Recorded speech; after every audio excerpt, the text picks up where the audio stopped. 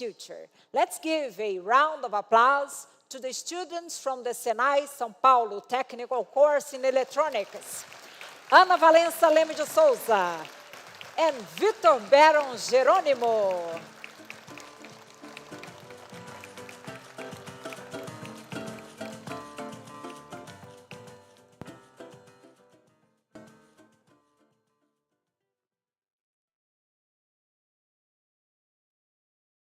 Tudo bom?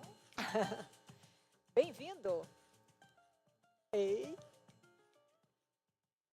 Tudo bem? Sentem-se. Please take a seat. For headsets to keep listening in English. Então, quero que vocês. All right. Did you enjoy the forum? What caught your attention? What was surprising to you, did you think? First and foremost, good morning, good afternoon, everyone. And before I start answering this question, I'd just like to wholeheartedly thank you for this opportunity. It's great to be here representing the Senai São Paulo students at the most important forum about circular economy. I would never have dreamt of experiencing this at 18 years of age. So many important people from Brazil and from other countries. It's an honor and a massive responsibility. I confess that I've never stood so close to so many beautiful and elegant people. In these 2 days, I've encountered ideas, people, practices, and solutions that really show how circular economy is a truth and reality in many places of the world and in Brazil. And that we, students and future professionals, we have a key role in this process. And now to your question, something that surprised me, also in today's presentation. Connecting global efforts and regional efforts for circular trade. There was a comment around how important these trade agreements are. They're a tool, a very important tool, to allow circularity to go into other countries, stimulating competitiveness in linear and circular products. And we know that circular products are more expensive. We understand the circular economy is also about respecting natural resources, reconsidering our practices in production and in use, and we need to understand that nothing is lost and everything can be transformed.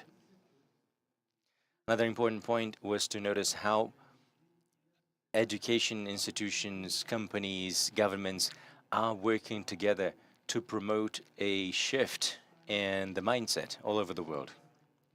Circular economy goes way beyond recycling. It puts forward another way to produce, to consume. When we talk about economy or circular economy, we have at least 10 R's: refuse, remanufacture, reuse, and so on and so forth. And you've brought a new R, which is respect. I very much liked what you said. And Anna, can you tell us what you think? Good afternoon, everyone. I'd like to start off by saying that it was a pleasure to be part of this very important event, and I'm beaming with joy here with this opportunity. I am touched to be on the stage, and it's a privilege and honor to be representing the students from Senai. These 2 days were very important. We had fantastic experiences. And what stood out for me is this idea that nothing is ever lost, but can always be transformed. It goes beyond recycling. It's about a circular system where waste becomes resources. And this is something that people sometimes struggle to understand. It's a word that we have to preach still. Victor, how is it that circular economy is going to be helping you from now on?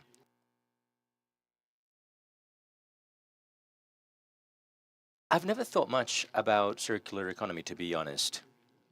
But after this event, well, uh, so many important people from Brazil and from abroad speaking about this matter and so eloquently.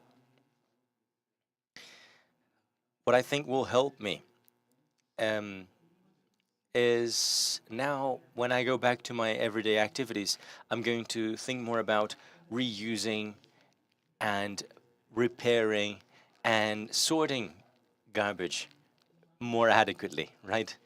And using resources um, more carefully. Natures and resource are sacred. And Sinai, we learn a lot about circular economy.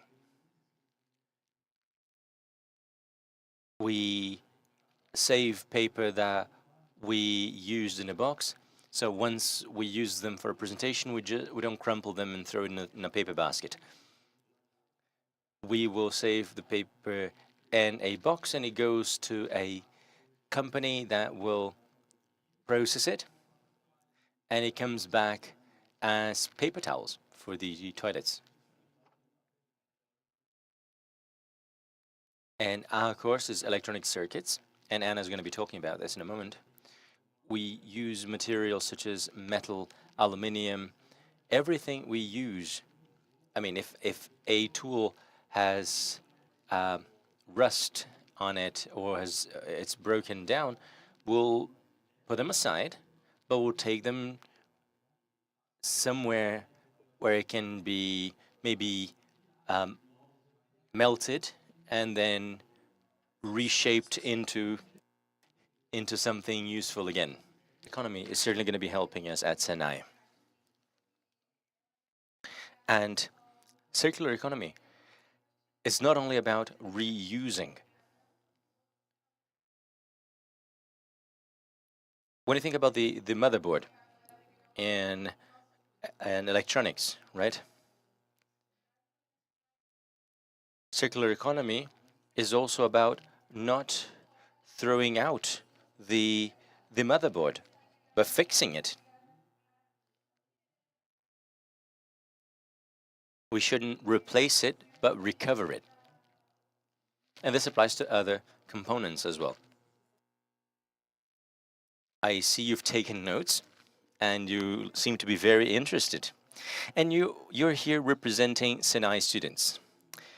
But how is it that you're going to be sharing what you've learned here with them as of tomorrow?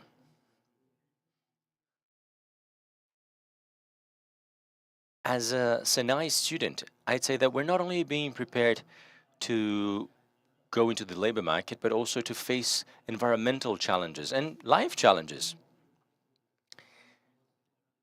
Taking place in this forum, it's really strengthened my commitment to looking for more efficient solutions.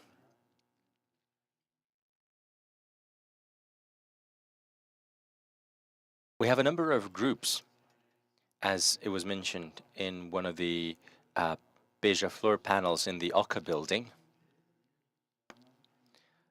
These groups are involved with activities where we go to companies and we try to solve problems. With the knowledge we've acquired in these 2 days, we're certainly going to be leaders in these groups, I think. Because this is better than a diploma. Change depends on a collective effort coming from governments and societies and companies. What I would share with my peers is, an example of something that happened to me last year. We were learning how to weld. That was my first course. And we're learning how to weld the components together. And we put together a little board just to test it. This was I just put together a very small board. I had the electronic components. And the professor, or rather the teacher said, put them into this box and we're going to dispose of them. But I was very attached to my board. It was my very first time welding something together. It had a little hole in it. I took it home and I made it into a key ring. I think that's some type of sustainability. So I made it into a key ring instead of disposing of it. And this is something I think I should share with my colleagues too. It's important to have the right baskets for the different types of waste. Some of them don't have this clarity yet, but we'll share that with them. They'll see how amazing it is. Thank you very much. Thank you to the two of you. Please continue to spread the word, spread this fantastic knowledge you've acquired, helping raise awareness and being brave as you are. Thank you.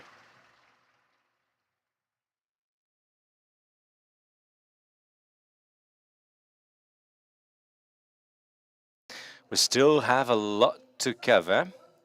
And now we're going to have two representatives from the organizer of the WCEF 2025. Sukinoya, Senior Lead of Sitra, and Davi Bontempo, Superintendent of Environment and Sustainability at CNE.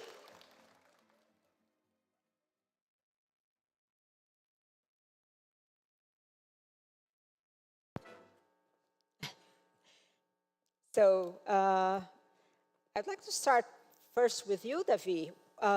What has it meant to Brazil and more widely to Latin America to host the forum here in Latin America? To start, I'd like to say thank you, everyone, for having you here and participating in this high-level discussion.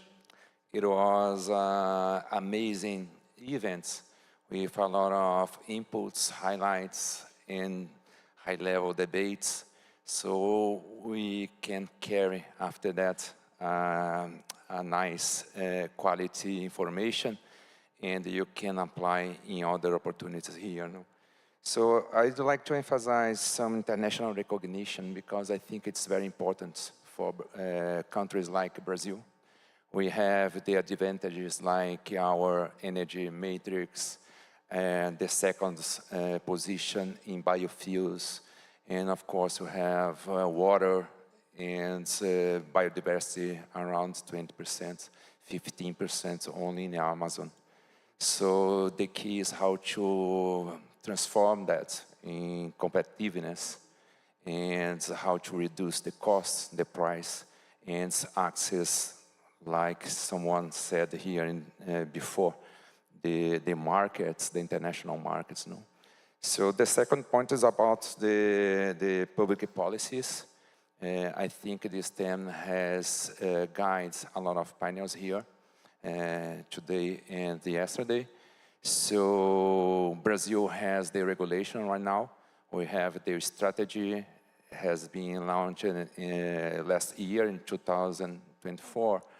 And this year we approved the plan, and we have a bill running in the Congress, almost done there. So we can focus right now in the implementation. So you have the components, and this forum in COP30 could be an opportunity to show to the world that Brazil could stay in a high position when you compare with the other countries.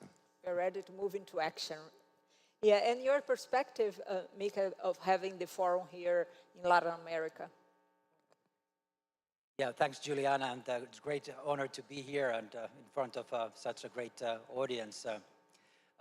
Indeed, we organized the first World Circular Economy Forum 2017 in Helsinki. And back then we thought it would be a one-time event, only once organized, but then I guess we did something right. We were asked to continue this journey, which continued to Japan. We went to Canada, worked with the government of the Netherlands, went to Africa 22, and then Brussels last year. So we've worked with many governments, many public sector organizations. But let me tell you a little story about the journey to Brazil, because I think it illustrates quite nicely what the forum is about. I actually learned this during the warm welcoming reception hosted by our Brazilian partners. It turned out that there were two experts, one from Sitra, name was Jyri Arponen, and one from FIES, also representing Volkswagen. And I actually spoke yesterday at the parallel session on mobility, Priscilla Rocca. And they had exchanged ideas at some of the early editions of the forum about what they can help in order to help industries in their respective countries, which discussion led to development of industrial playbooks in Finland. We helped the manufacturing industry, chemical industry, to look at the material inefficiencies, the circularity potential in their industries. And that tool has been actually scaled to various countries afterwards. But I think Priscilla, during those conversations, had the idea of bringing the forum at some point to Brazil and Sao Paulo. So two persons having this discussion, exchanging ideas, which is the real essence of the forum, led to something bigger, this forum. Another critical moment in time is the Forum 23 in Helsinki, when a gentleman called Khalil Filho approached us, representing also FIES. Khalil, who's nowadays my great friend like Davi here, asked us what it takes to put this type of a forum together and what sort of process it would be needed, and indicated interest to host the forum. I said to Khalil that it's great that the industry is interested, and I had been aware of the exchanges between our experts. We also signaled that it would be very essential that the government is on board. And this discussion was held actually during the day one of the Forum 23 in Helsinki. We concluded the day two, and Khalil came to me, said that actually there was a discussion between the two presidents, President Lula of Brazil, President Niinistö at that time representing Finland, and they had nodded to the idea of bringing the forum to Brazil. And Khalil asked me, would this be a sufficient signal of us continuing? Afterwards, there were numerous discussions with the various ministries here in Brazil, especially with the Ministry of Development, Trade and Industries, which then led to endorsement letter from the Vice President Alkim. So for us, it was clear that this country is serious, doing serious business, being a clear forerunner both in terms of private sector and the government. And with this story, I want to say two things, actually. So this forum is about bringing people together, like Priscilla and Yuri, had this idea, which then grew up something bigger. And then Khalil bringing private sector and the government together so that we can discuss the bottlenecks and scale-up potential of circular solutions. Final bonus point for me is that we're now living in the era of AI and digital platforms and Teams and Zooms and what have it, but still personal contacts matter. So convenings like this hopefully leave an impact. Final point is, Juliana, I would like to express gratitude. You have done a great job. You have led us through 2 days with elegance and inspiration. I got emotional. Thank you so very much. Thank you. And Davi, what are the next steps in Latin America after the forum? I'd like to say thank you again, Juliana, for your being participation here. and of course the partnership with Sitra and Fiesp. It was amazing, and I think you can improve and make stronger this partnership in the future. No? So the question is, what about tomorrow? Yeah. Yeah, because we are finishing these events, but you need to move on in the next step. And I'd like to emphasize two words here, like implementation and collaboration. And that's why CNI launched in the last March Sustainable Business Corp. It's focused on implementation in action. Of course, you have 8 pillars like energy, food systems, green skills, finance, but you have circular economy and materials.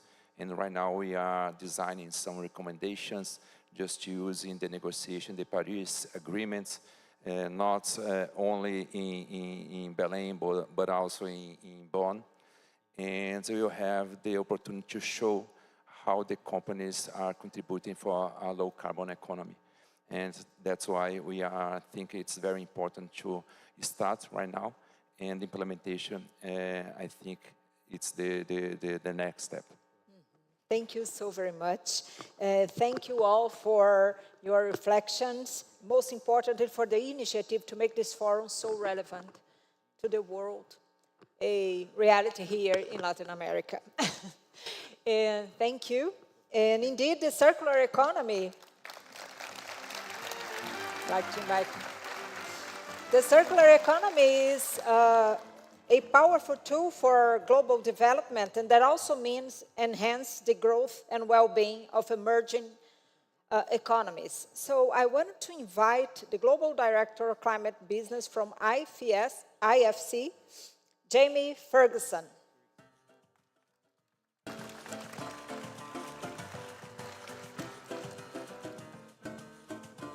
Obrigado, Juliana. Muy obrigado, Juliana, Mika, and Davi, and all the organisers, Sitra, the Finnish Innovation Fund, the Federation of Industries for the State of Sao Paulo, the Brazilian National Confederation of Industry, and the European Commission for bringing us all together.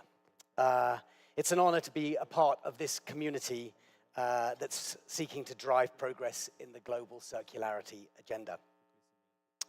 Boa tarde, everyone. As Juliana said, my name's Jamie Ferguson, and I'm from IFC, which is the private sector arm of the World Bank Group, which is committed to addressing poverty on a livable planet. Together, as we face the intertwined crises of poverty, fragility, climate, and biodiversity loss, the circular economy must not just be viewed as a sustainability imperative, but there's a smart way to drive economic development and a $1 trillion economic opportunity. As the private sector arm of the World Bank Group, operating across more than 100 countries, IFC is increasingly focusing on its investments on that nexus between circular economy and private sector-led economic development. IFC has already committed over $1 billion to circular economy-related projects in more than 30 emerging market countries across the entire circularity life cycle. So what are those broader benefits of development from circularity investment? With global uncertainties and environmental pressures growing, businesses and governments are seeking resilient, forward-looking development strategies to drive inclusive growth, to create jobs, and to strengthen economic stability. Circular solutions do all of that and more. They create local jobs and inclusive growth. They provide important import substitution to improve the balance of payments and lower FX dependency. They increase competitiveness and innovation with resource efficiency and products that meet evolving border and trade restrictions, extend the life of natural resource endowments and increase value-added manufacturing. And they reduce waste with benefits to food security, public health, environmental impact, and even digital inclusion.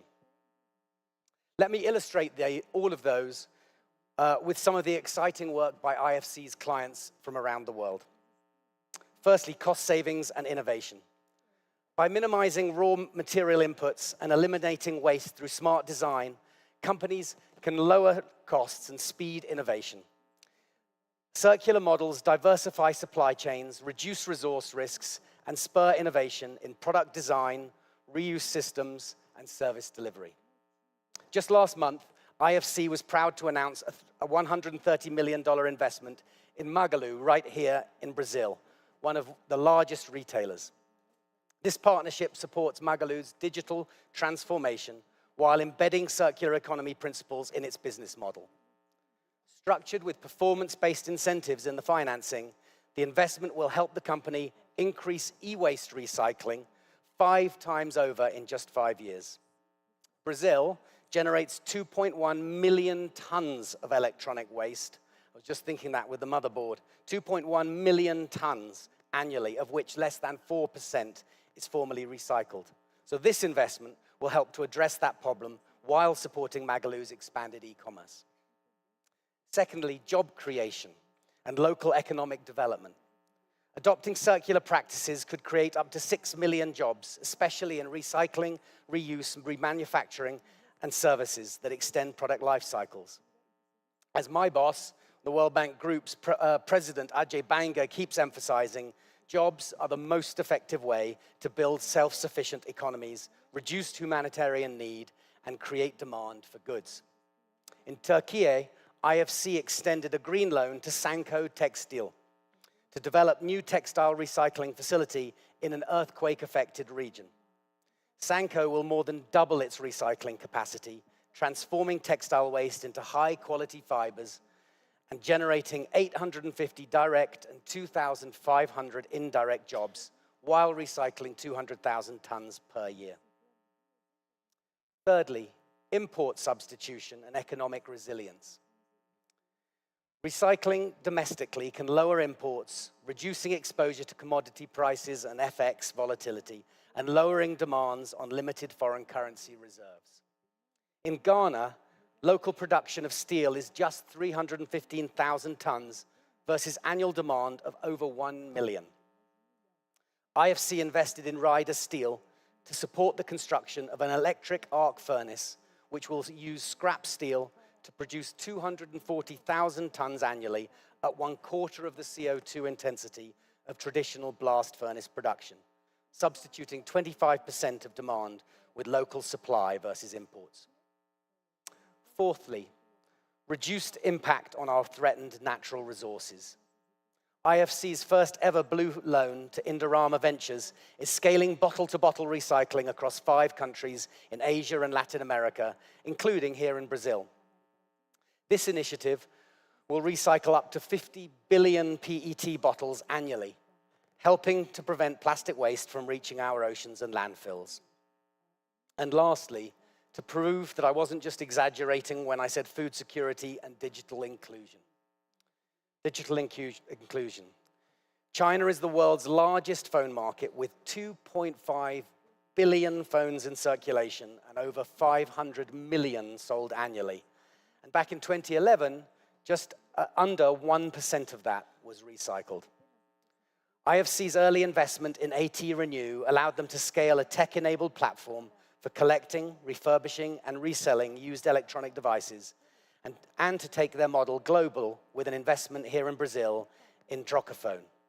A decade later, ATR has processed over 31 million used phones, redistributing them to lower-income communities to promote digital inclusion. And food security. 1/3 of all food produced globally is lost or wasted, the equivalent of 1.3 billion metric tons per year. And this is responsible for over 10% of global greenhouse gas emissions.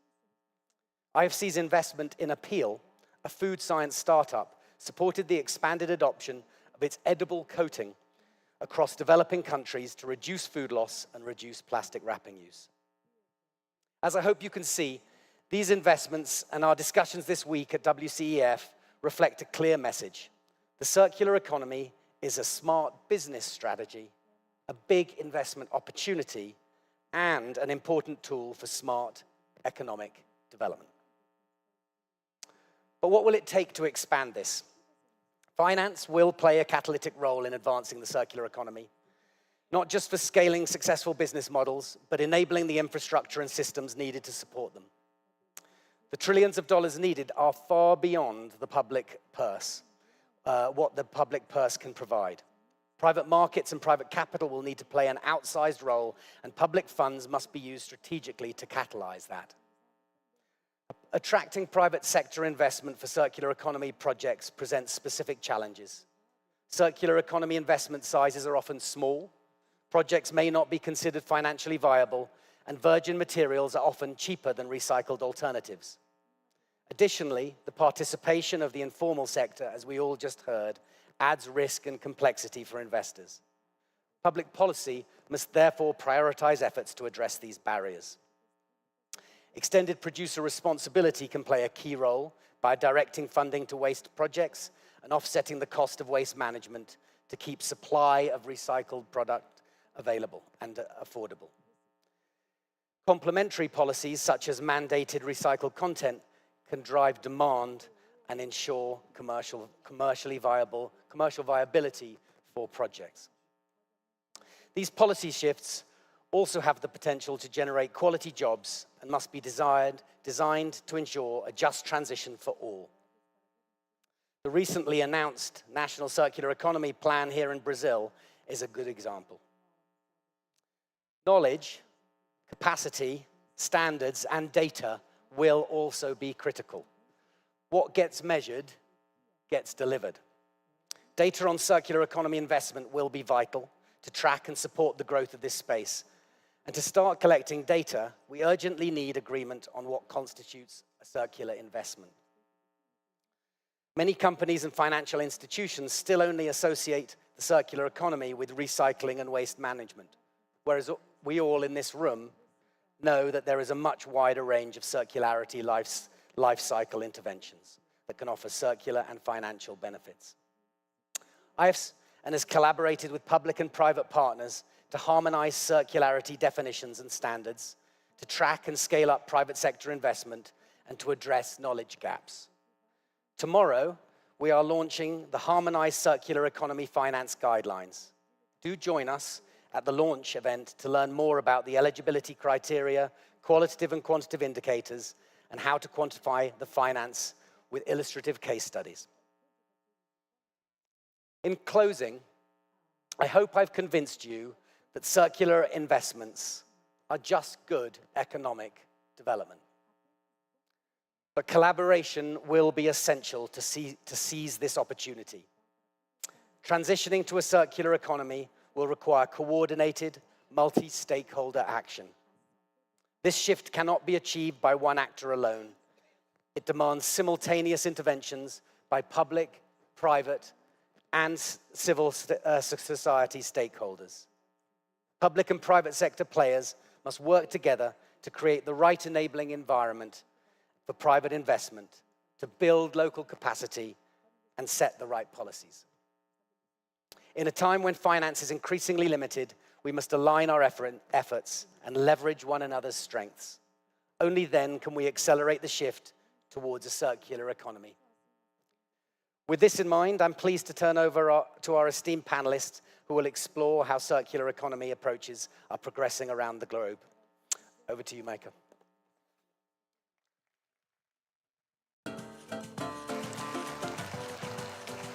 Thank you, Jamie. And let's move on to the next panel. I'd like to invite Beatriz Martins Carneiro, Regional Coordinator, UNEP. Dr. Vong Sok, Assistant Director and Head of Environment Division, ASEAN.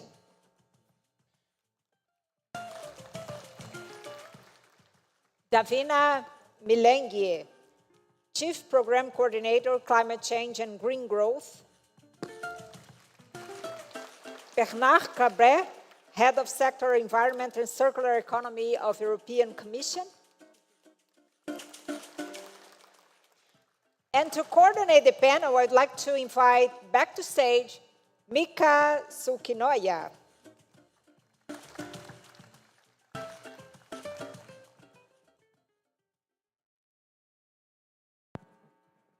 Thank you very much, Juliana.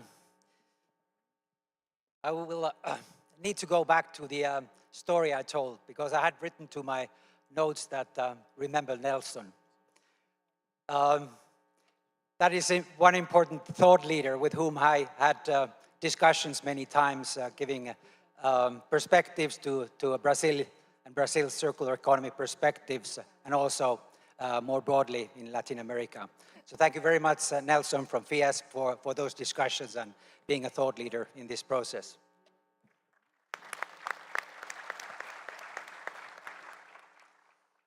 For us, regional alliances, as formation of regional alliances, has been one of the targets. So that we established structures for regional collaboration. 2022, we worked very closely with Dawinach and her team, with the African Circular Economy Alliance.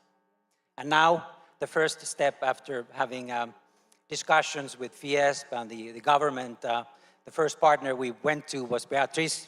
Beatriz is representing Latin American Caribbean Coalition, who had established a working group covering the whole Latin America. And we asked what should be the topics to be discussed here at the forum.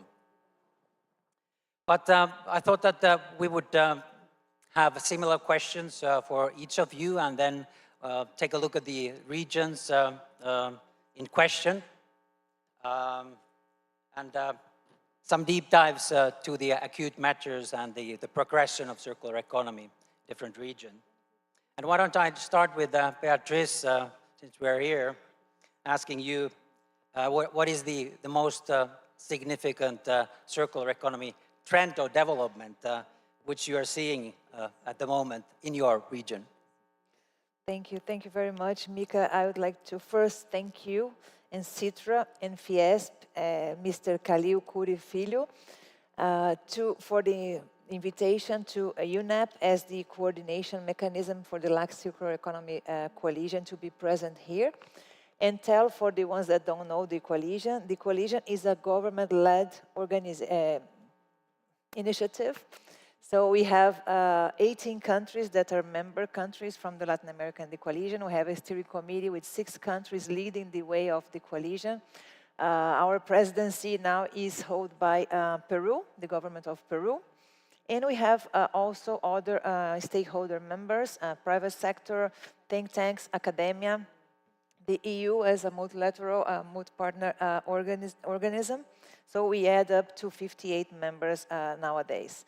So we try our best in the ramp up to the World Circular Economy Forum 2025 to bring the voices of Latin America to this event.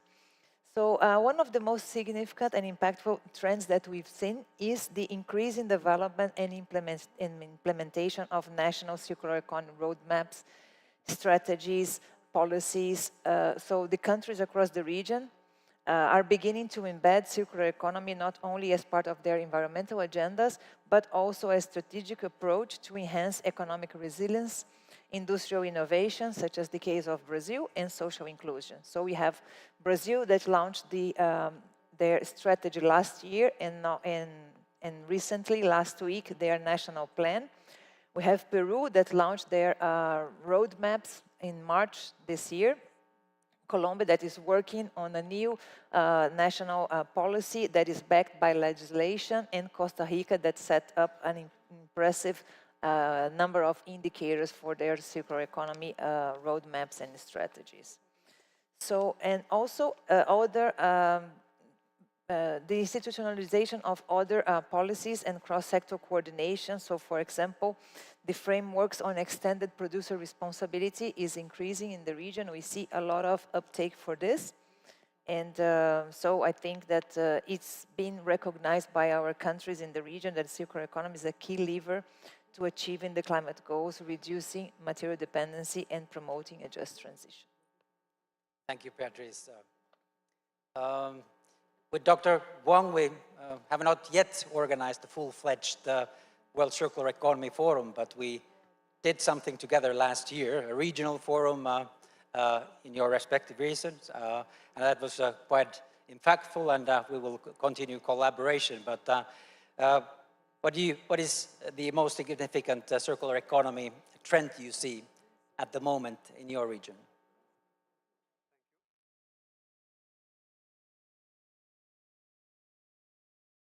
Hello. Thank you very much, Mika. I think it's, while I'm taking the floor first, my name is Wong Sok, the Head of Environment Division of ASEAN Secretariat. I just would like to extend my appreciation to Sitra and the Finland government that provide ASEAN Secretariat opportunity to join you all here today. I think this is not only for that, Sitra also used to support us for the ASEAN circular economic aspect as well from 22. That is the initiative start. And then the way also support us for the organizing of ASEAN Circular Economy Forum. And also the government of Finland through the embassy to Jakarta, to Indonesia and ASEAN. I think this is quite an important moment, but also I would like to express my sincere appreciation to the Brazilian government and also to the organizing committee that made this important event together for us to learn and to share and also prepare for our future together. I think this not only that, but I mean as an upcoming COP presidency that's going to be in Belém, this will be also opportunity that we can transform something more important collectively. Let me start. I think I cannot see much from ASEAN people. Let me introduce quick about ASEAN. ASEAN is an association of Southeast Asian nations that was established 8 August 1967. That is in Bangkok, Thailand, and currently consists of 10 countries. It includes Brunei, Darussalam, Cambodia, Indonesia, Laos, PDO, Malaysia, Myanmar, Philippines, Singapore, Thailand, and Vietnam, and soon with Timor-Leste as well. So with that, ASEAN run by the ASEAN Charter. I think ASEAN Charter is the firm foundation in achieving ASEAN community by providing legal status, institutional framework for ASEAN. It codifies ASEAN norm, rule, value, and clear target for ASEAN and present accountability and compliance. With that, I think I just want to highlight one of the declaration of ASEAN about aim and purpose for ASEAN for you to understand about the value what ASEAN doing. One of 7 goal and aim and purpose, which is to accelerate economic growth, social progression, cultural development in the region through joint endeavor in the spirit of equality partnership in order to strengthen the foundation of prosperity, peaceful community of Southeast Asian nation. With that, ASEAN Charter call for ASEAN to develop friendly relations, mutual benefit dialogue, cooperation, and partnership with country and sub-regional, regional, international organization and institution.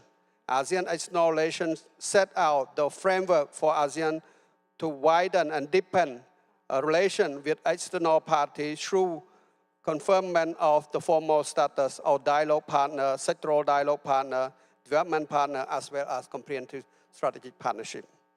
Why I highlight this? With Brazil, it's important.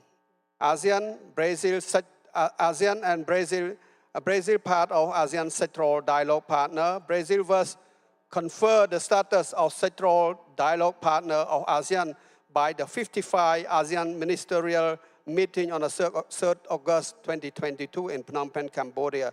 ASEAN-Brazil joint sectoral dialogue committee meeting also convened annually, and the ASEAN-Brazil sectoral dialogue partnership with the cooperation area for 2024 to 2028 was established.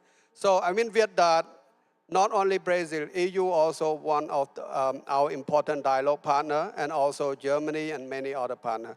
With that, this is the way ASEAN work together with all partners in order to join hands and address whatever emerging challenge and also for economic growth in the region.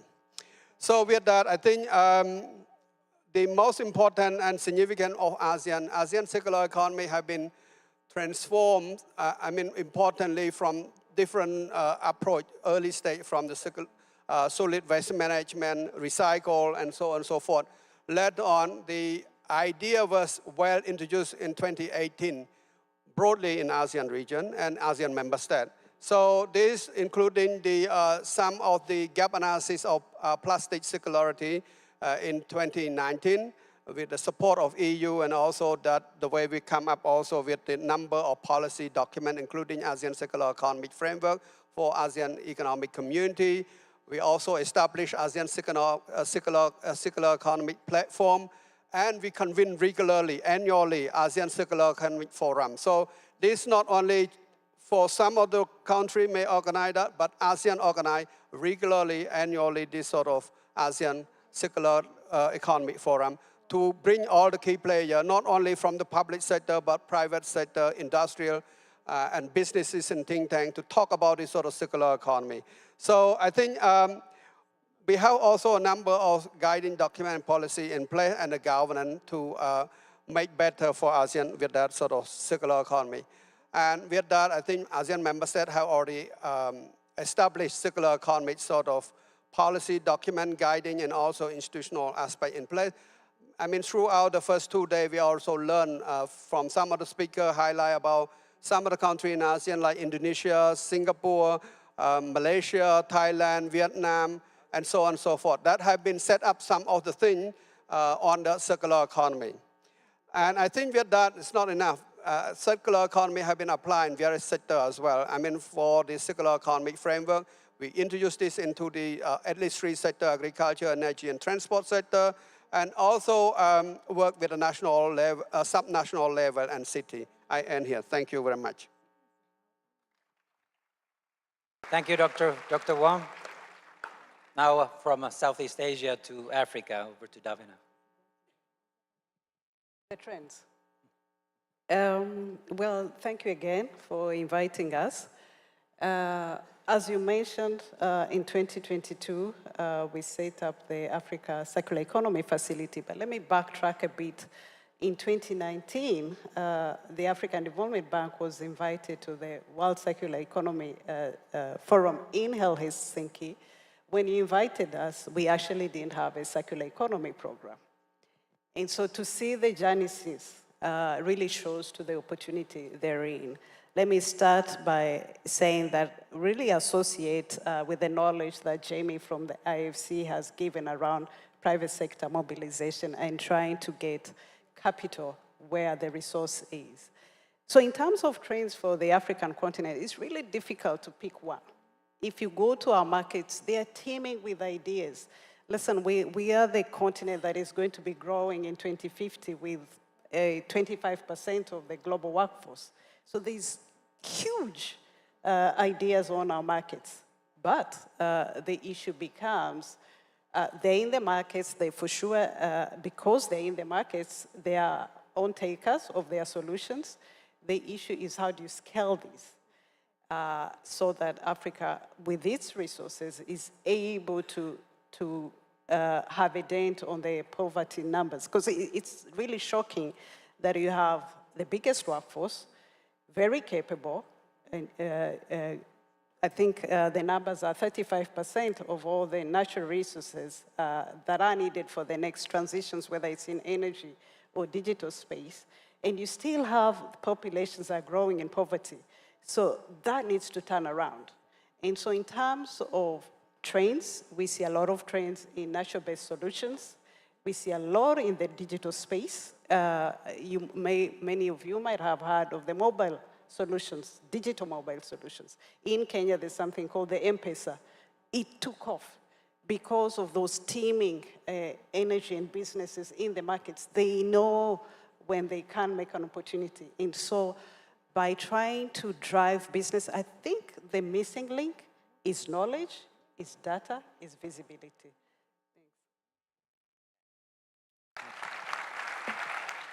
Thank you, Davina.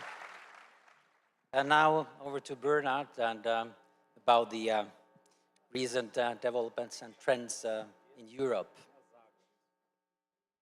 Thank you, Mika. And well, first I would like to start, if you allow me, by really thanking and congratulating Sitra and the Brazilian organization of this forum. It's really a pleasure to be here. Thanks to the city of Sao Paulo and Brazil for hosting us in this beautiful city and country. A few weeks ago, our Commissioner for Climate Action was in town and engaging with your government. As you know, we really commend the leadership of Brazil on circular economy, but also on climate change. And you know that the EU stands on your side in the perspective of COP30 to achieve ambitious outcomes of this COP. So again, congratulations to Brazil and for all these commitments. So I think they definitely deserve a big round of applause.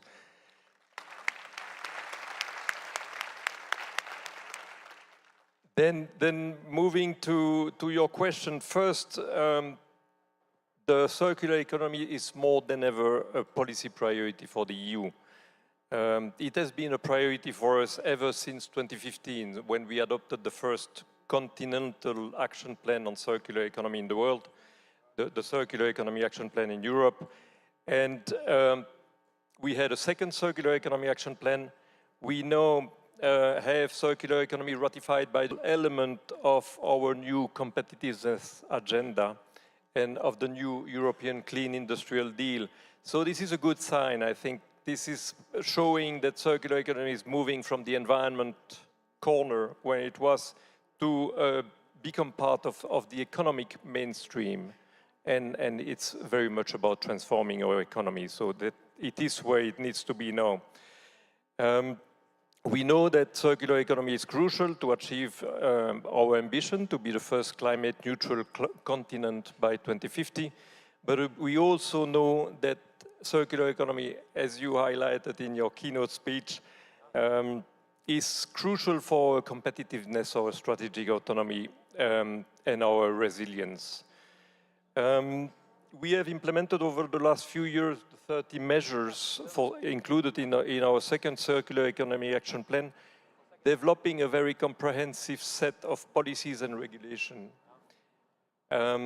These cover the whole life cycle of product from the design up to the end of life of products, and they have quite diversified.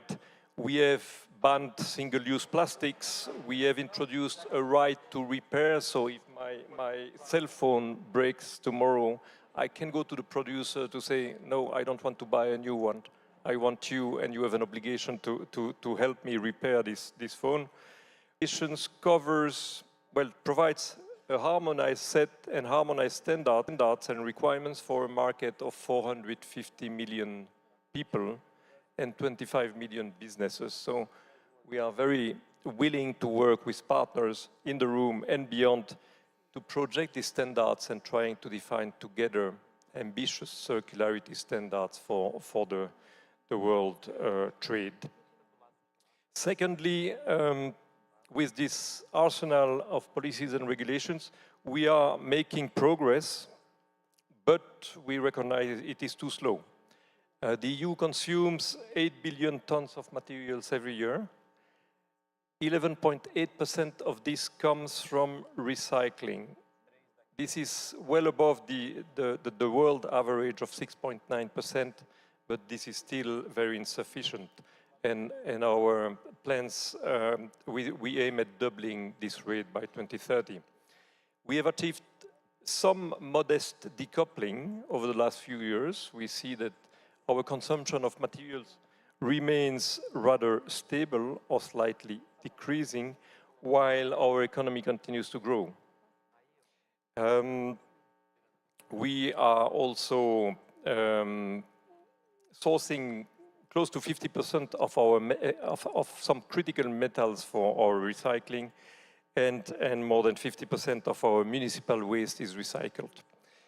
I think in the interest of time, I will not dwell much more. We know that we need to still move faster, and we need a paradigm shift for that.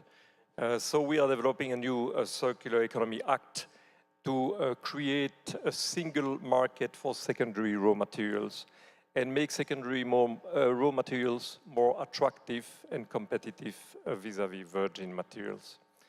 I think I will end up in the interest of time and hand back to you. Thank you, Bernard. Indeed, a flood of activities and actions being listed. We have almost exhausted the time given to us with my first question. I had 5 of them, so let's see how we go forward. Let's try and go a bit more in practice. So we know that the regional alliances and other organizations are important. So what do you consider the main contribution this type of a structure can give to the transition in your regions? Over to Beatrice. So for us, is the fact that we act as a multi-stakeholder platform to advance circular economy solutions. So our focus on aligning policy, technical cooperation, and financing efforts to actually help the countries to achieve and advance on this on circular economy, helping foster policy coherence, building capacities, and connect actors across sectors and countries. So we have been doing this by creating spaces for structured dialogue through our working groups to map the region's challenges, identifying solutions, and exchange good practices. So a strong example is our 2023 peer-to-peer processes in collaboration with the European Union to the Switch to Green facility, where we had 7 countries in the region exchange their experiences in developing national circular economy strategies and roadmaps and implementing them. And after this effort, we actually developed a regional guidelines, which is based on Citra's guidelines, to support others to embark on improving processes, which we'll be launching tomorrow. So more on that tomorrow. Thank you very much, also for the precise answer. Dr. Wong, over to you. Thank you. I think we learned, I think one other thing I would like to confirm here, I think I learned a lot from this sort of 2-day event. One other thing I can really state is a very useful event. We learned from the last year's sort of World Circular Economy Forum, and this year very different because this to capture the dynamic of development, including the innovation, technology, and so on. This very much, you know, in line with whatever the challenge and development happen around. I think this is a great opportunity that we are together. Second thing that I learned from that sort of 2-day, I think circular economy is still broad in terms of concept, theory, and practice. I mean, very different from one approach to another, depend upon the sector, depend on the people focus. So it's very broad. And also involve multi sort of stakeholder, different sort of player and actor here and there. Therefore, from ASEAN side, we still see this sort of you know, continuous improvement and adaptive learning, and also the dialogue. This is very most important because this is a new area of development. It cannot be one fit for all. We have to learn and continuous dialogue our conversation. Particularly, we also focus on the stakeholder engagement and also partnership development. This is the core business of ASEAN, to engage with all. The third part that I would like to highlight specifically, we learn also from the opportunity ASEAN-Brazil cooperation, ASEAN and EU cooperation, and particularly with the new center of the EU as a Circular Economy Research Center. That could be something, an opportunity that we can do together. And also with the also other partner, ASEAN Secretariat and ASEAN member states, looking forward for cooperation with you all. Thank you. Thank you, Dr. Wong. Over to Davina about what do you see as the main contribution of the African Circular Economy Alliance to facilitate the transition? Right. So the Africa Circular Economy Alliance, let me say, when we took it over as a host, there were 3 countries that were in the alliance. It's now grown to 15 countries. It has 15 other strategic members, the EU part of, Finland part of, UNEP part of. And the idea is to really rally all entities to have a space to exchange all these ideas, and that's really what the platform does. Oftentimes, as financiers, we don't originate these ideas. They come from the networks. And so we found the Alliance to be a good source of business ideas as the African Development Bank. And what we really would want to see is to have regional economic blocks be part of this. We would want to see development public banks as in the associations, as there is already an Africa Association of Development Financial Institutions, to be part of this broad alliance. What that will do, it will open up a space for engagement. I think organizing is key, partnership is key for these alliances to grow. Thank you. Thank you. Bernard, what do you see as the EU's main contribution to promoting the circular economy in practice? Thank you, Mika.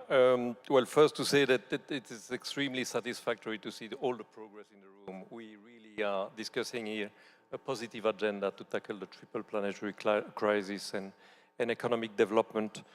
And in such a challenging geopolitical environment, to see the collaborative spirit in the room is extremely gratifying. So we will all leave Sao Paulo with a very, very strong mood. Well, first, the EU in this complex geopolitical environment really believes in rules-based international trade, international cooperation, and multilateral governance. In this turbulent time, we are deepening and strengthening our trade relationship with several partners in the world. We have concluded over the last 6 months agreements with Mexico, with Mercosur and Switzerland. We have launched a new clean trade and investment partnership with South Africa, and we aim to conclude an ambitious free trade agreement with India by the end of this year.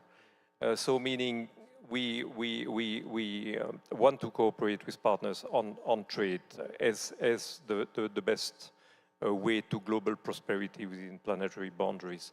Secondly, we mobilize as well our international partnership policy to work with partners in advancing this agenda. We know that we will not achieve our objectives working alone. So we are engaged with all your regional organizations, and it's a pleasure to work with you. Over the last 3 years, the EU has mobilized more than 3 billion euros in grant funding to support more than 100 countries and these regions worldwide. We are preparing new, and that's important to say, new Global Gateway, and Global Gateway is our international strategy for that Global Gateway investment flagship on circular economy with countries in the region, notably with Mexico, with Guatemala, and with the Caribbeans, which we hope to announce at the upcoming summit between the EU and the Community of Latin America and Caribbean states. And last but not least, I should mention the EU Circular Economy Resource Center, which has been mentioned already, which is an initiative we are extremely proud of, that we announced last year at the World Circular Economy Forum in Brussels, and that is now up and running and fully in motion. That's a very important tool for us that helps us and that allows us to mobilize the EU know-how, both in public institutions and private institutions, to engage with partners around the world to advance this agenda. So we look forward to more cooperation with you. Many of these initiatives that I mentioned will be showcased in the accelerator sessions that we are organizing with our partners tomorrow and the day after tomorrow in the EU arena in Hotel Tivoli. So please take note, Hotel Tivoli. Yeah. That's the place to be tomorrow. Thanks, Bernard. After this commercial break, we continue our discussions. Let's do the final round.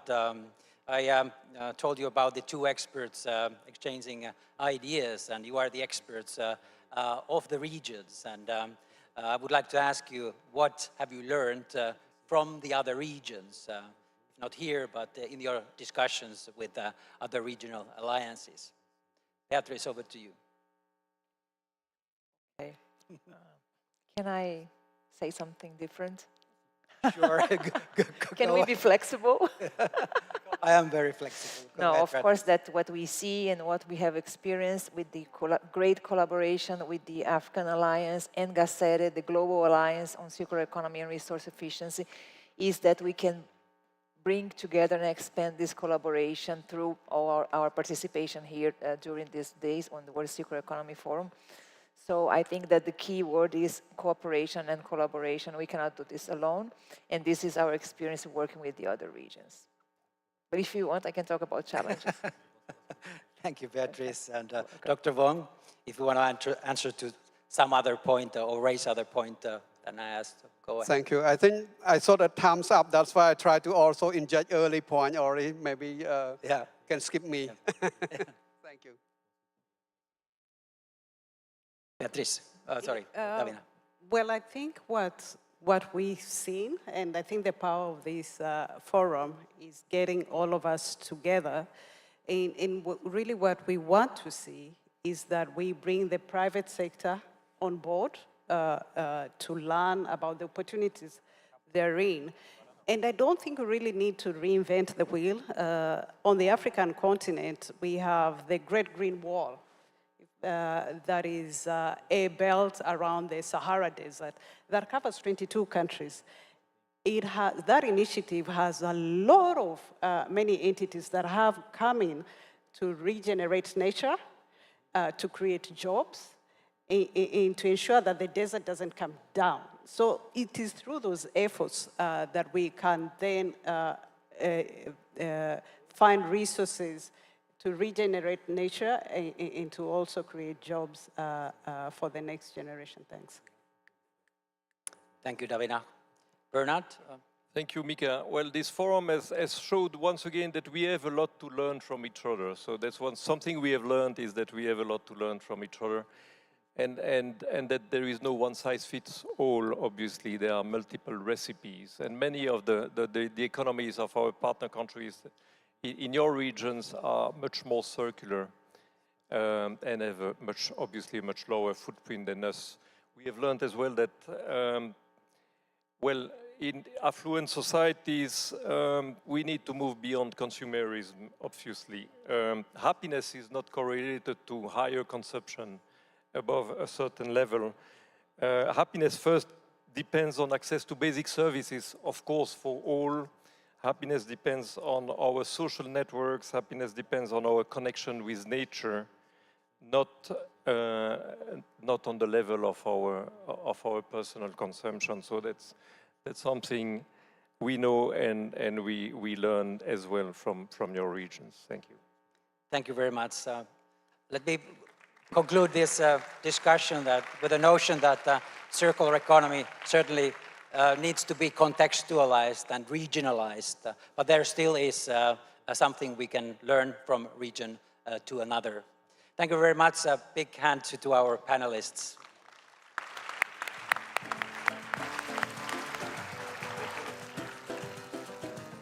Thank you all for this amazing panel.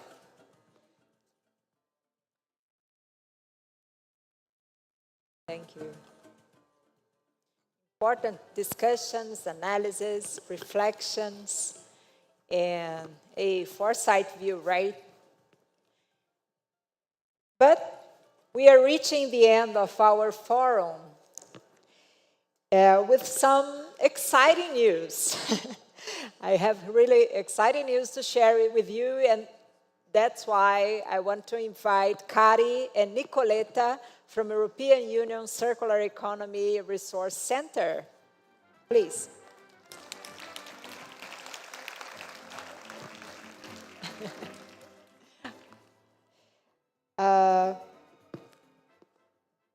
Thank you.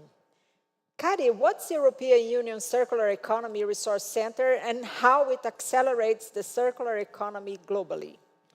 Thank you for the question. So it's an honor to present the EU Circular Economy Resource Center for the first time here in Brazil. The center is a joint initiative of the European Commission, as Bernard mentioned, of Sitra and the Finnish Ministry of Foreign Affairs and the Belgian Development Agency, ENABEL. It aims to accelerate the global circular economy by increasing uptake of sound and inclusive circular economy policies and business models globally. The Centre serves as a partnership and collaboration platform between the EU and the partner countries to ensure that the circular economy can advance fast enough and on a large scale enough. Like Davina mentioned, we really need international collaboration in circular economy. We have also witnessed during this forum that the circular economy is good for business, but also it creates a lot of innovations, decent jobs, strong and resilient economies, and it's good obviously for the environment. And like Bernard Grappe also mentioned, it is also a key component of the European Union strategies aimed at achieving a competitive, climate-neutral, resource-efficient economy as, for example, Clean Industrial Deal and Global Gateway present. Circularity reduces dependencies by recovering, reusing, recycling, and retaining materials in the economy and making static materials more affordable and accessible to EU industries. So we really need new partnerships in these times. Only with international collaboration, the circular economy can advance fast enough. So the center aims to build these partnerships and collaboration between Europe and partner countries around the world. The center will work with partner countries in Latin America and the Caribbean, Africa and Asia and the Pacific, and obviously Europe's eastern and southern neighborhood as well. And the center will operate through 3 main labs. One of them is Knowledge Lab, focused on mobilizing EU circular economy know-how and learnings to meet the needs of partner countries. There's also Policy Lab that will support decision makers in adjusting policies to create an enabling environment for the circular economy. And finally, Business Lab helps enterprises and organizations to adapt circular economy business models and create circular ecosystems.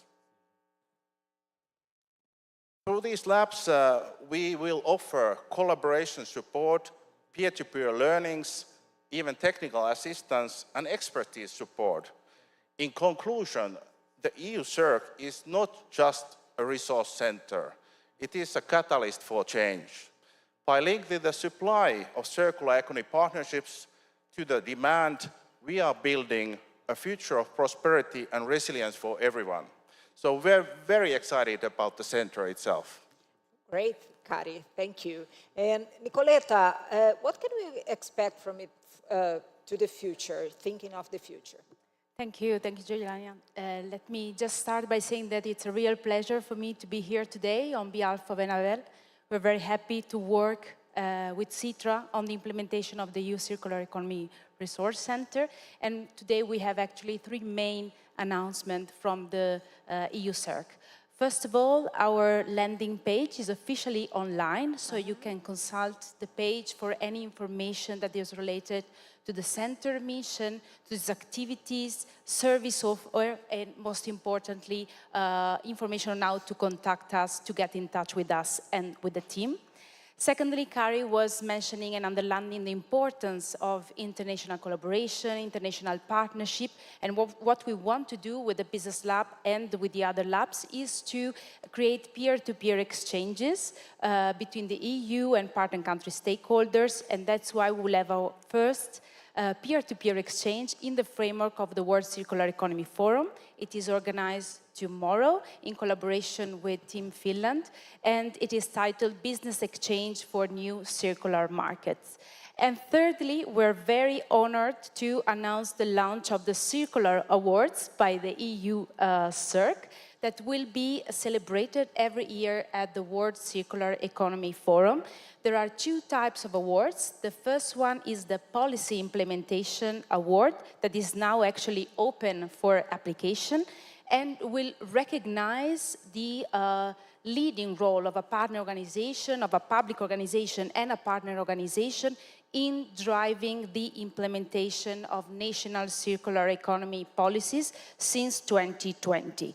The winner will receive actually a comprehensive package that consists of training and coaching, visibility opportunity at the next World Circular Economy Forum, but also promotion and other visibility opportunities. So I invite you all to consult the EU CIRC page for more information on how to apply.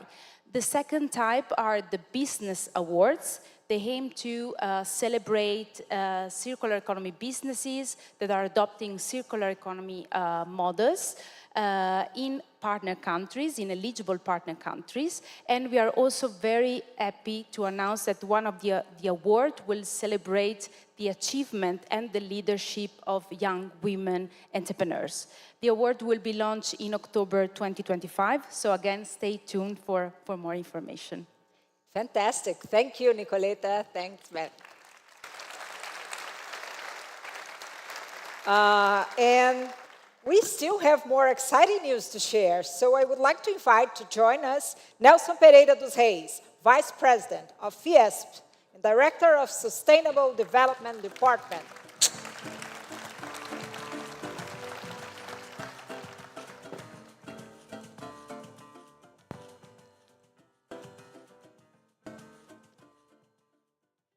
Thank you, Nelson.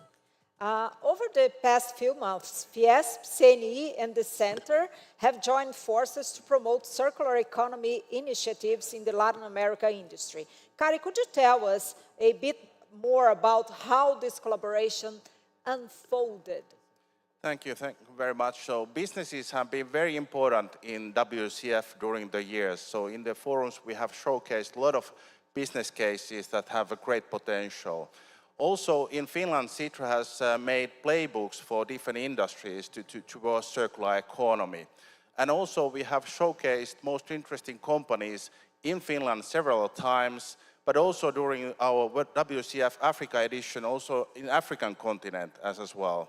And last year in Brussels, we also showcased most interesting companies that tackle biodiversity loss through circular economy. So when we heard about this potential that we could also showcase together here in Latin America business cases, so we're very excited about FIESP and CNI taking this initiative. And Kari, I believe that's exactly what Nelson is going to share with us now, right? Nelson, please. Speaking in Portuguese, I'm sorry. Appreciate that. Okay. Good afternoon, everyone. Wow, we're getting to the end. This is the end of this fantastic, very fruitful journey.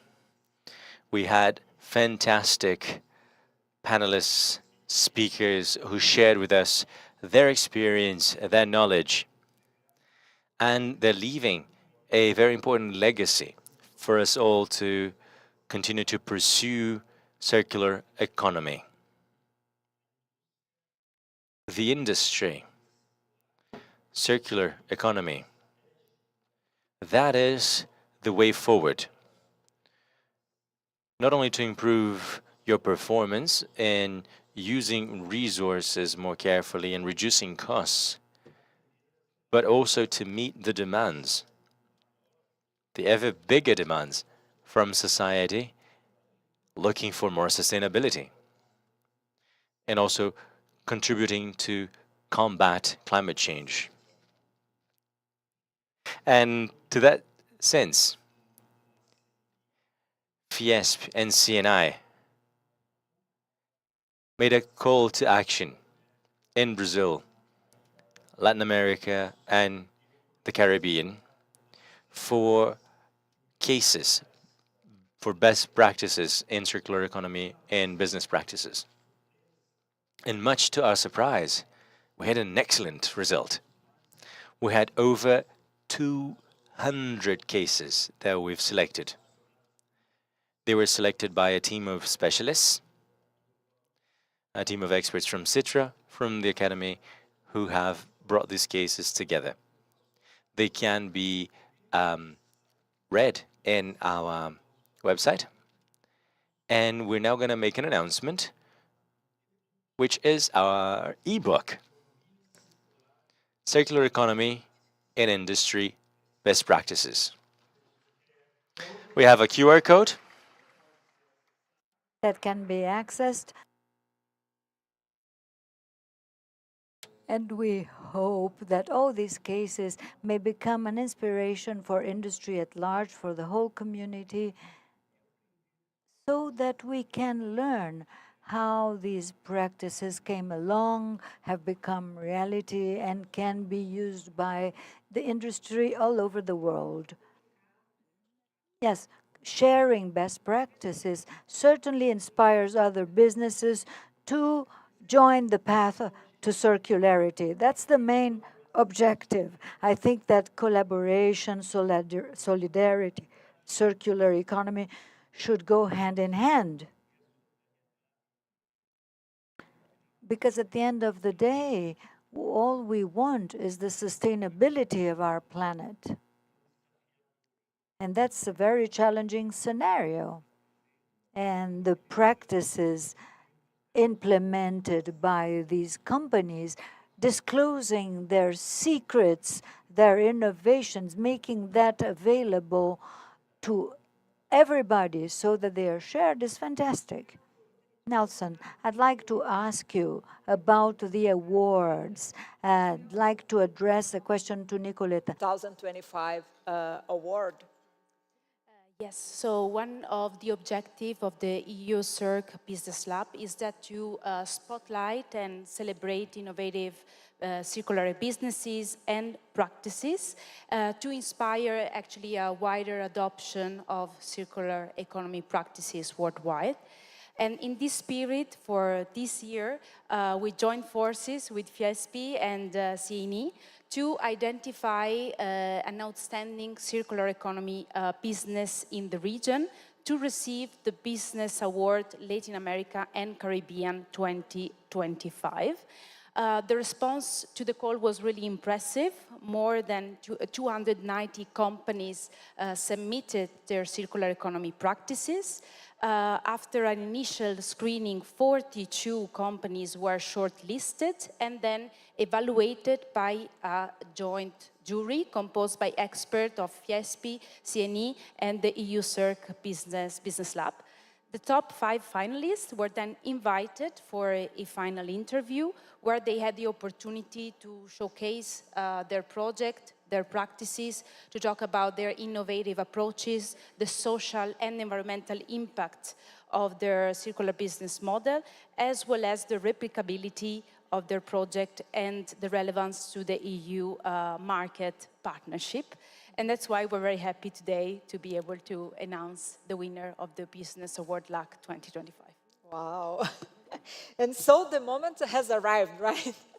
Let's discover the company that has stood out the most in applying the principles of the circular economy and is already an inspiration for all of us and for the entire industry.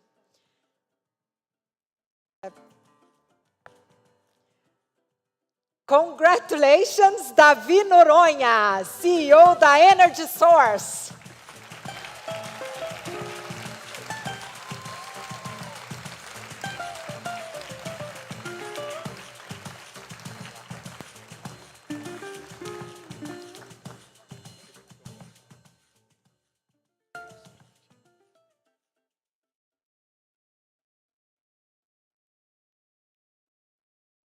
Can you take a picture of you? Oh, congratulations. This is the Oscar of circularity.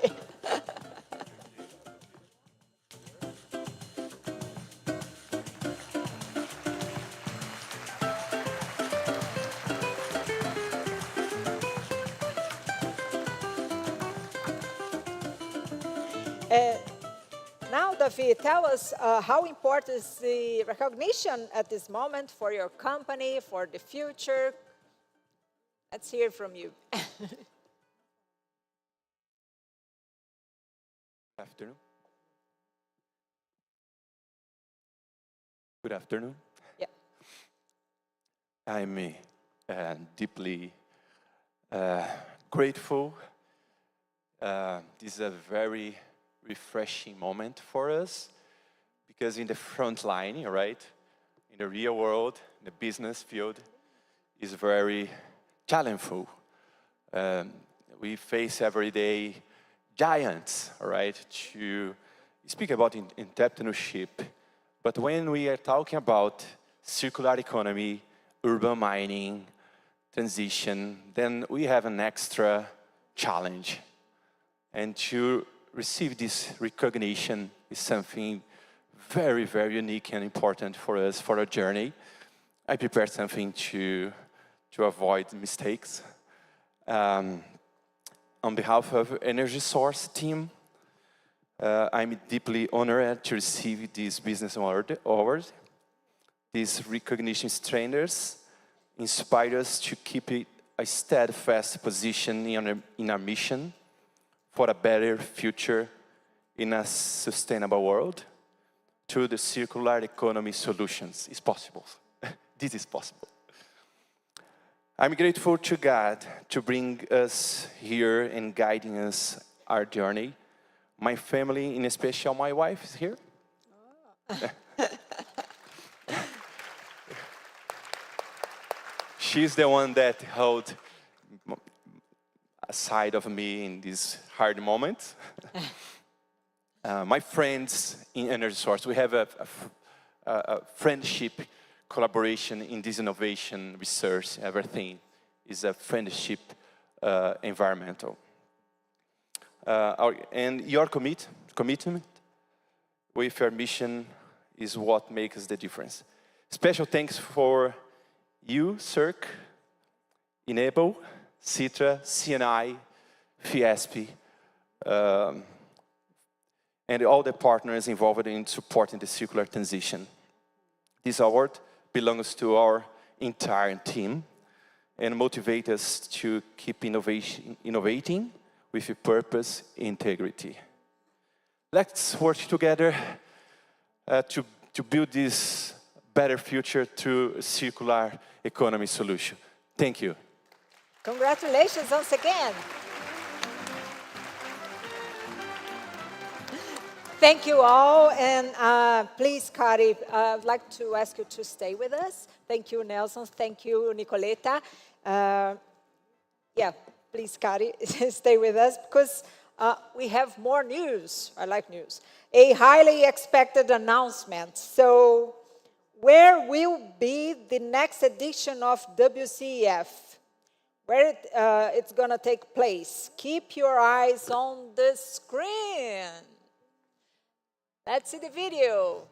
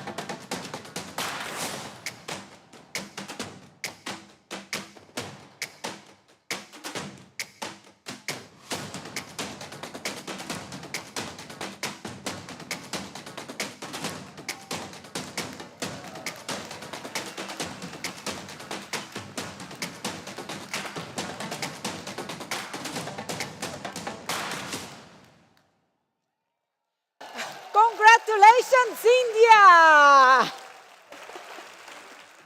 Fantastic, Kari. I'd like to ask, please join us, Nilish Kumar, Joint Secretary from the Ministry of Environment, Forest and Climate Change.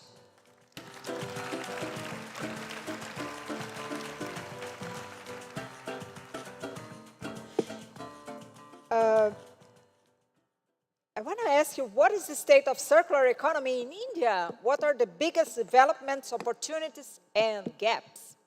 Well, first of all, thank you very much. Welcome. And thank you for this opportunity to have India on this board here to be the next host of the WCEF 2026.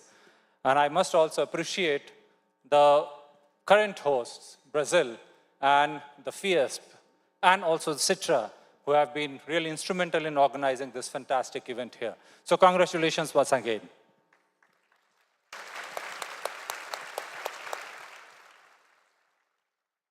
As far as the status of circular economy in a country like India, well, with our civilization of so many millenniums, we have circular economy built into our, bloodstreams in a way.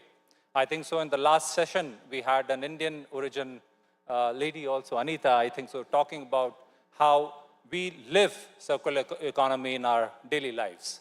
However, in the last few years or last millennia, after the modern economy that has come into being, the linear economy that it is, circular economy has to be dealt with in a particular manner. In our country, we definitely have had a long history of dealing with waste. We had the waste rules and various waste rules for various categories coming in around, started from 1989, but then we had quite a few of them in 2016, running up to 2022. And it is in 2022 that we started the Extended Producer Responsibility Framework. And this is an online framework that we worked on. There are various EPR rules for various waste sector streams. And then we have an online framework on which now, it was started in 2022, But now we have 5 sectors, categories being covered there. And in just around 2.5 years, we have more than 61,000 PIBOs, that is producers, importers, and brand owners registered there, and more than 4,000 recyclers registered there. So that's the ecosystem that has come up very fast, and it is really transacting into a lot of EPR certificates. So that's what is happening on the ground. Coming to Brazil, I'll also like to mention that India was also a proud host of the G20 in 2023. And among the various themes that we had of the Environment and Climate Sustainability Working Group, one of the themes, of the 4 themes, was related to circular economy. And we worked on EPR, we worked on circular bioeconomy, and we have also worked on circularity in steel sector. And then we also launched a resource efficiency and circular economy industry coalition. So that has been carried forward since we are in Brazil. Last year, Brazil had the G20 presidency. It also had a theme related to circular economy.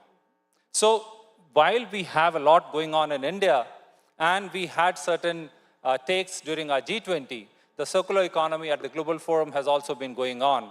And probably this is another global forum which is fantastic, doing fantastic in the circular economy. So looking forward to have you all there in India in 2026. And how WCEF will accelerate the circular economy in India and more widely in Asia?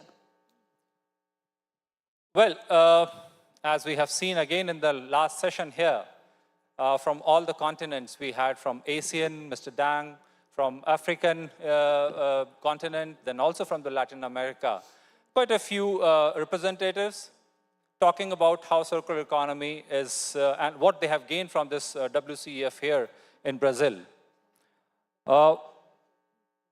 Asia is, of course, world's largest continent. It has the largest population, more than around 60% of the population, and also cornering more than 50% or around 50% of the GDP of the globe. And therefore, and then Asia is also house to a lot of countries from the global south. We are all developing.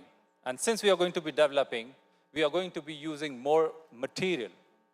Yeah. And if we are going to be using more material, the concept of circularity really comes into being. And it's very important. So we look forward that when we are taking this WCEF into Asia again, although it was there in 2018 in Japan, but when we are going to take it to Asia, into a developing country like India, and the Southern Asia and the ASEAN, which is also represented here, there will be a lot to kind of collaborate with these countries, share a lot of knowledge. Certain things, certain elements that we think our presidency could bring on board, and that will be very, very useful, not only for the South Asia and the Asian countries, but also for the global community at large, is something called sustainable lifestyles. We have talked about it. Our Honorable Prime Minister has also coined this idea of mission life during the Glasgow COP in 2021. And last year, during the United Nations Environment Assembly, the promotion of some sustainable lifestyle, a resolution was passed unanimously. So we look forward to have the sustainability and the sustainable lifestyle built into the circular economy work that we are going to do during the next year in 2026. So that's another area. And one more area that I would like to talk about is about the innovation and the involvement of youth. It's just a coincidence that while we were having the waste management rules coming up in 2016, we also started something called Startup India in 2016. And in the last few years, what we have seen is there has been a great, a spurt of innovation and startups. Not just startups in all the other areas, you have a lot of startups in IT, etc. But the waste sector has seen a real jump in our country. In last 3 years, between 2022 and 23, We have seen, and in fact, 2020 to 2024, we have seen a jump of almost 55 times growth of startups in India. So there are MSMEs, there are big industries, but then having startups and having innovation is something that we look forward to really leveraging with this opportunity to host the WCEF 2026. Thank you. And Kari, what are Sitra expectations for the future collaboration? Thank you. So indeed, India is a powerhouse globally and regionally, so we are very excited to have India to host the forum. And we are also expecting a lot of discussion about innovation, as you pointed out. India has a strong ICT sector as well, and tech hubs, etc. So raising these topics are important, but also the social inclusion and transition point of views as well. And India is, of course, member of GAZERA, which is important as well from the circular economy point of view. So, of course, we are inviting everybody to join us in the path and make the exciting program together, as always, and make the systemic change for circularity. And finally, hopefully also our president and friends will join us in India and take the baton to India. Thank you very much. Thank you so very much. Congratulations again. I hope to be there next year. Thank you You're most all. welcome. Thank you. Thanks. Now I will ask you to put on your headset because I will switch in Portuguese. I think I can start like that.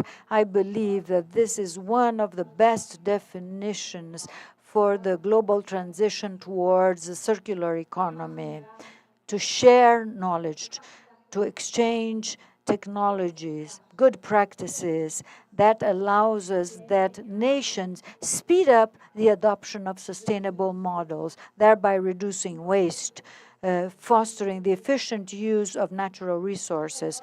A better world for all of us will only happen with collaboration, with a collective thinking, and that's what we saw here. This is what happened during these 2 days of WCEF 2025.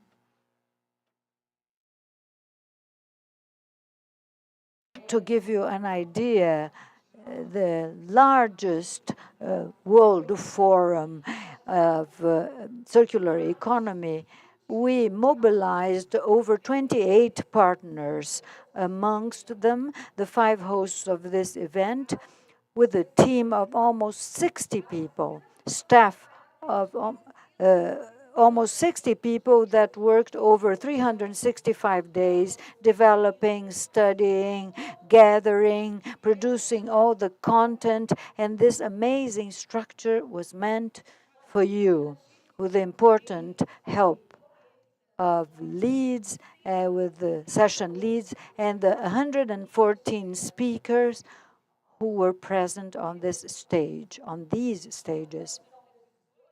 About the production of these 2 days, we had 238 hours of assembling structures with over 500 people working to build scenarios, booths, graphic arts, videos, catering, delicious food, by the way, simultaneous translation, transmission, so many details. A true selection or soccer match playing together so that the circular economy would make a brilliant goal. 3 stages, 16 sessions, 1,600 enrolled people in presence, and over 700 people online, totaling almost 150 countries. And all of this here in the midst of the Ibirapuera Park that welcomed us with open arms during these 2 days. A true example of the need of having nature present in our everyday lives. That's why I'd like to ask you to break the protocol, and I apologize for my emotion that's coming to the fore, and I'd like to invite to the stage part of the team who worked tirelessly for a whole year so that this happened and happened for you.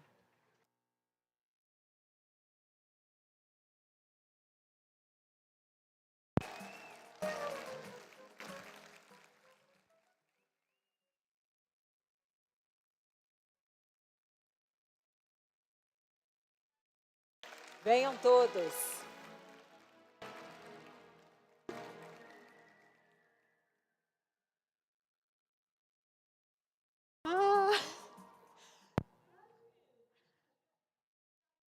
Wow, this is beautiful.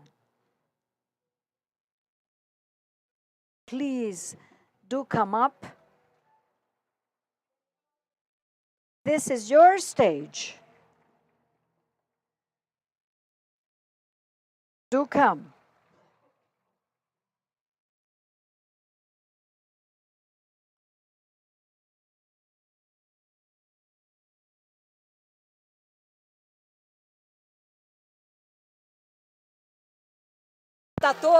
Thank you all very much, all who were here in presence and all who are with us online. And at the sound of Ari Barroso, one very important Brazilian composer, and in the voice of Caetano Veloso, we wrap up WCEF 2025 all together as it should be, and our way, singing, smiling, celebrating the world, a more circular world, and returning to this beautiful park, the plants that decorated our stage. Thank you very much.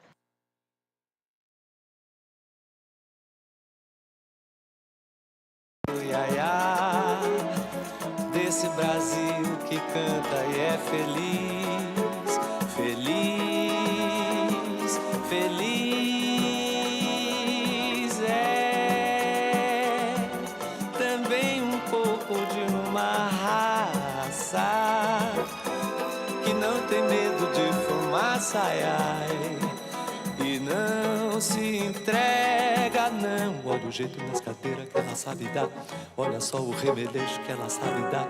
Olha o jeito nas cadeiras que ela sabe dar, olha só o remeleixo que ela sabe dar. Morena boa que me faz penar, bota a sandália de prata e vem pro samba, samba. Morena boa que me faz penar, bota a sandália de prata e vem pro samba, samba.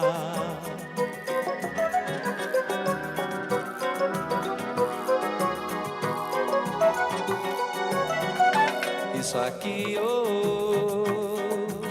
é pouquinho de Brasil, iaiá. Desse Brasil que canta e é feliz, feliz, feliz. É também pouco de uma raça que não tem medo de fumaça, ai, ai, e não se entrega, não. Olha o jeito nas cadeiras que ela sabe dar, olha só o remeleixo que ela sabe dar. Olha o jeito nas cadeiras que ela sabe dar, olha só o remeleixo que ela sabe dar. Morena boa que me faz penar, bota a sandália de prata e vem pro samba, samba.